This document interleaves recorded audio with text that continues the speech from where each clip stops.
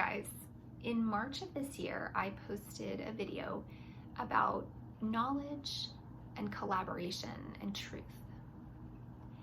And in that video, I said that there are certain people who are especially wise and contribute advancement to society.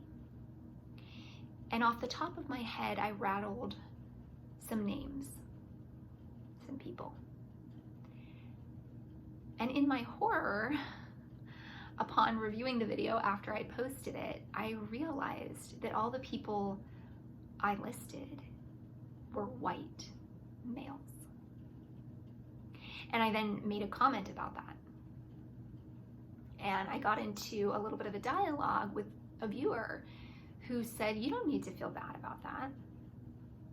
And I said something to the effect of, I feel it's my duty as a white person to contribute to the restoration of the dignity of Black people in society. And a couple months ago, I started to feel that I want to give space on my channel to highlighting, for lack of a better term, people of color who have contributed a positive impact to the world. And so today, I'm going to highlight 3 of such people who have been important to me and have had a global positive impact. Number 1, Neil deGrasse Tyson. Neil is an astrophysicist born in New York City on October 5th, 1958. He's 64 years old. The best way I know how to feature Neil is by showing a clip of the trailer to his masterclass. And he says that this masterclass is all about teaching us how to think. Now, I was actually looking for a clip of something that I think I saw him say, which is about humans need to transcend categorization. And this follows a conversation that I had with a 2nd grader at the Ellis School here in Pittsburgh, in which we were talking about the platypus. And she and I both love science and both love animals. And there was sort of this question, is a platypus a mammal or a bird? And I said, it's so important to remember that a platypus is real. The categories of mammal and bird are human constructs or description or categorization of reality. And so the better question is, what category does a platypus best fit, a mammal or a bird? And the answer is, it straddles both. So I couldn't find Neil saying anything about categories. And so I chose instead him talking about, well, the world, like how to see the world and truth. So here's that clip.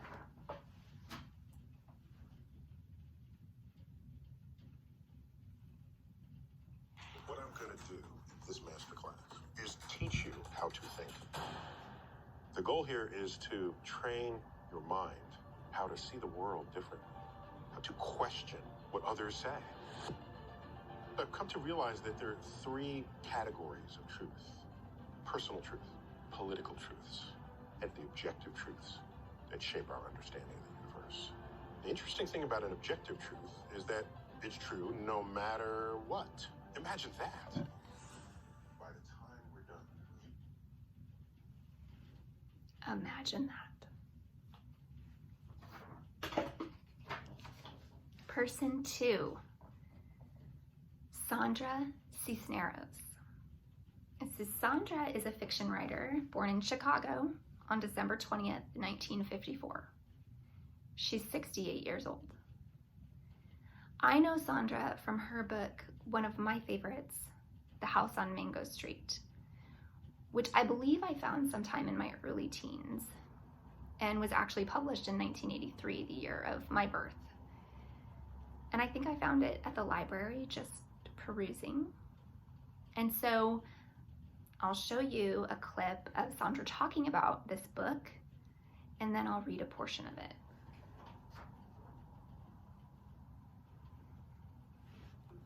Talk to me a little about your background and tell me a little about Mango Street. Well, most people know me from that book because it's a book I wrote in my 20s, half a life ago, more than half a life ago. I started it when I was 21, finished it when I was 28, published it when I was 30. And it was written during a time when I felt very powerless to change anyone's life, especially my own. I was a high school teacher, I was a grad student, I was a counselor at a university. I had jobs where I was writing from some place where I didn't feel I could make much difference. And especially when I was teaching at high school students who had dropped out of school, I felt very sad about their lives, and I didn't know how I could change their lives. I started the book when I was in graduate school, as I said, when I was still at university. And, it began as a place remembered, a neighborhood that I was ashamed that I came from. But by the time I finished it, it had turned into a novel because I started manipulating events and putting people that I knew from my present in a neighborhood from my past. So the stories are based on real people. I just, moved them around and like a dollhouse to make the story better. Well,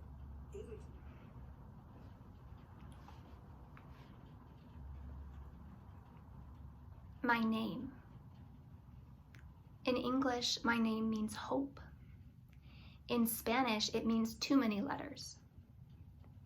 It means sadness. It means waiting. It is like the number 9, a muddy color.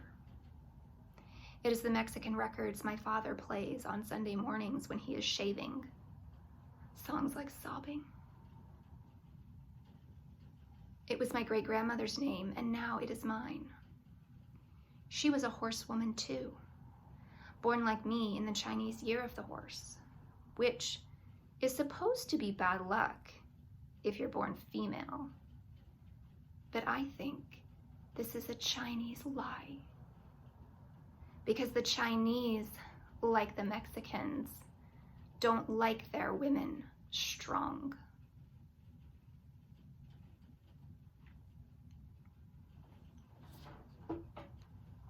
Number 3, and I might butcher his name.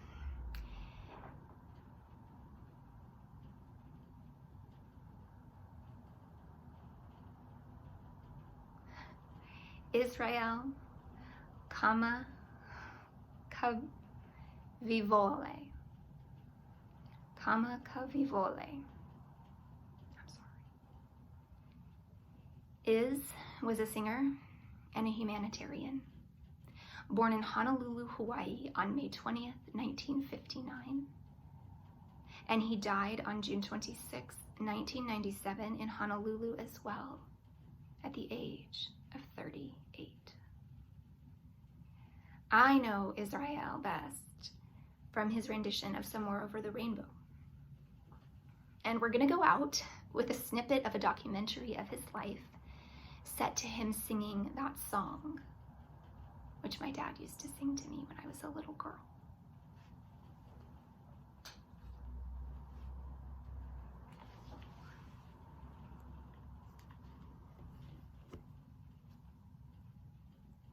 Was very polite and gentle, but very stubborn. And when he got his mind up to do something, he was going to do it. I'm not gonna play nobody else's music. It's amazing how he has affected the world.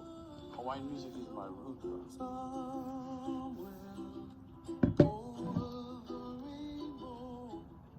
They really came to see him and to listen to his message. One race, bro, the human. It was a moment I think you can duplicate. Good morning. It's Yeffa. Good morning, Jeff. Brother Israel Kamakaviva Ole died at 12:18 this morning at the Queen's Medical Center. Through his song, yeah, you could feel the mana, you could feel the aloha. So on Saturday, they will be taking his ashes out on the Hokulea canoe. As I believe, all of these guys are temporarily see this on shelves.